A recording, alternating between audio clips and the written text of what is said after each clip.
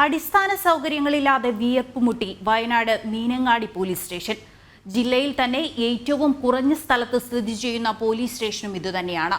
2 പതിറ്റാണ്ട് പഴക്കമുള്ള കെട്ടിടത്തിന്റെ മുൻഭാഗം ചോർന്നൊലിക്കുന്നതും പതിവാണ്.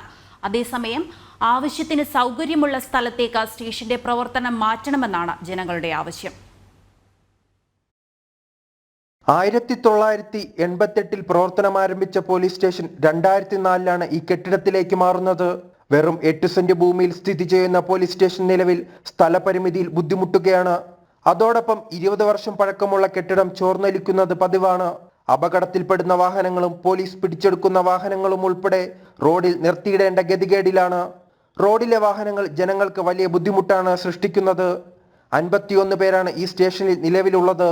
മീനങ്ങാടി ടൗണിന് സമീപം അനുയോജ്യമായ സ്ഥലമുണ്ടെന്നും അവിടെ കെട്ടിടം നിർമ്മിക്കാമെന്നും പഞ്ചായത്ത് അധികൃതർ വ്യക്തമാക്കുന്നു.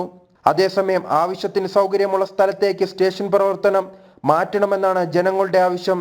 ജനം, വയനാട്.